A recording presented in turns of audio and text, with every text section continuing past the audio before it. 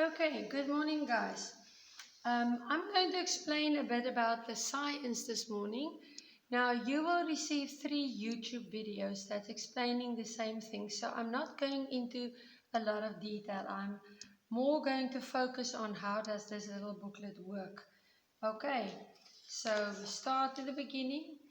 On Monday, I said we look at the planets last week, and you are going to um, cut out circles on a page. Now, that is what I want to explain. This is the instructions Tuesday, Wednesday, Thursday and Friday. So there is the circles. So in the explanation, I ask you to cut around the solid line. Now, do not cut these paper ones. At the back of your package, you will have the same ones, but printed on cardboard. I binded this already, and then I realized that it's going to tear if you move it a lot. So do not use these paper ones, use the cardboard ones. So what is going to happen, you're going to cut the smaller circle, you're going to cut out the bigger circle, and you will have in your package one of these little things, and it is the brass fastener that I referred to. So you're going to put this thing, but be very careful, in that circle, okay, through the circle, and then through that circle. So those two will be on top of each other, and at the back, you're going to split it open. We call it also a split pin. Split it open, press it nice and tight, so it's going to hold that circle in place. Now what will happen is you are going to move your top circle to figure out these clues, okay? They say use 1 as T. So what you're going to do is this one, you are going to turn it around in the circle around so that it faces the T. Okay, so your small circle, I apologize, I didn't cut it out now. Your small circle will be on top of the big circle, and the little number 1 will be underneath T. And you keep it that way, you don't turn it around. So for that whole first fact, you are going to leave the 1 on the T and use all the other letters for that. So if I put the 1 on the T, then the S will be the 2, the R will be the 3, 4, 5, 6, and so on. Okay, so if I say 11, it will be 1, 2, 3, 4, 5, 6, 7, 8, 9, 10, 11. So it will be J. So you are going to write there J. Now 36 will be the last one. So if 1 is 1 is T, then U will be number 36. So 36 will then show on the U. So J, U. And then 5, 1, 2, 3, 4, 5 will be on the P. J, U, P. I think you can already guess what is this word going to be. So it's going to be a fact about a planet. But don't guess. What you can do is, if this one is a J, you can check out, do I have any other 11s? No. If I get to 1 is a T, so all the ones in the clue will be a T. But the one in this clue won't be the one in this clue. In this wheel, you have to move now the top wheel, the small wheel, to the S being 13. So you're going to turn the top wheel so that 13 is exactly on the S, and then you're going to use the rest of the codes. And you don't use this, turn the circle till you finish this fact. And then when you get to fact number 3, you move the circle to number 27 on Q. Okay, so if you guys are really getting stuck with this, you can let me know, then I'll cut one out and show it to you. Okay, so Then on Tuesday, you're going to read through this information. And I quickly just want to mention some stuff because the 3 videos that you're getting are saying loads about this.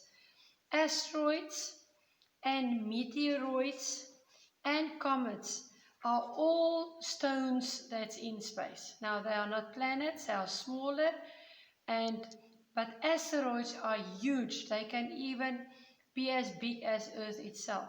So they are huge, they're made of rock, and they are also um, debris and things moving around the sun and being in our solar system. So we need to know a little bit more about it.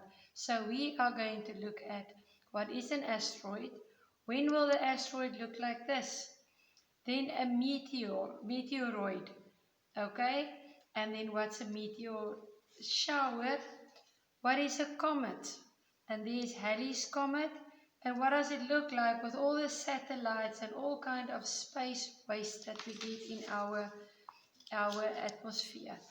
And then there I explain what is a meteorite. It is a stone that's orbiting the sun. And when it starts to get into our atmosphere, that means that's that layer all around Earth. It starts to burn because it's inside our atmosphere. Now we call it meteors.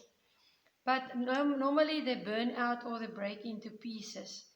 But when they really touch the surface of Earth and they land on Earth and we can physically see it and touch it, it's now called a meteorite.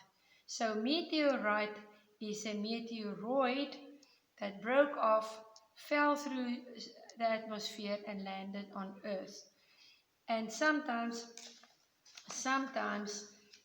we get meteor showers, like you'll see in this picture, where there's lots of them falling, and only because they're going through the atmosphere of Earth, they look like burning and they start getting a tail, because it's like the tail behind a jet, for instance, okay? It turns into a thing with a tail, and they disappear. But if they fall to Earth, we get a meteorite like the Hobart meteorite that we did. There's a picture of a comet. A comet always looks like a thing with a tail. The difference is it's got an ice layer around it. So it's like a dirty snowball. And that's all the information that I'm sharing here as well. There's an asteroid, there's a comet. It always have a tail because the ice start to melt, and there's carbon dioxide and so on, so that's why we can see it. A meteor also moves around, but only when it touches. You don't need to stress about the small words, okay? A meteoroid is a stone that's part of our space bodies, space rocks. So when it starts to move towards Earth and it gets into our atmosphere, it's glowing and forming a tail. And when it reaches Earth, it will be meteorite. And they also call them, oh man, now the word is out of my head, shooting stars. Okay, and comets are also like that. And I quickly want to show you, Nyasha, I'm using your name of your table as placeholder. There's a comet as well. As you can see, it's got a definite tail because of the ice that's melting around it. And that one was called Halley's Comet. And that was very many years ago. And I was a scholar, a student in 1986, and I was in matric, and we saw Halley's Comet using telescopes, and it will only be seen again. Yes, there it says 1986. That was when it was last seen, and it can only be seen every 75 years. So only the year 2061 you will be able to see it again. So that means we're now 2020. So in 41 years we will be able to see Halley's Comet again. I will be in the 80s. So, no, actually in the 90s. So I don't know if I will be able to see Alice Comet again, but you guys, in 41 years, some of you will be 51 or 50 or 49. So it might be, if by grace you guys are still alive, you will be able to see Alice Comet. And that's just a picture of what that guy looked like. Okay, I'm not going to give a whole lesson on that science anymore because they give you loads of information on those videos. And then there's a really fun activity in your little book. Okay, this one you're going to cut out all these blocks and paste it. Is it information about the asteroid? Is it about a comet, or is it about a meteoroid? And you just paste it. Each one of them will have 4 clues when you're done. And at the back, you're going to create your own planet. And you will see on the instructions on Friday, you are going to build not the solar system. I don't want to see all the planets. Your one planet that you created. And you can use anything to make it. And on Friday, you're going to do an oral presentation where you show me on a video your planet and tell me all about your planet. Okay, I hope you guys are excited about this as I am. All right, have a wonderful day.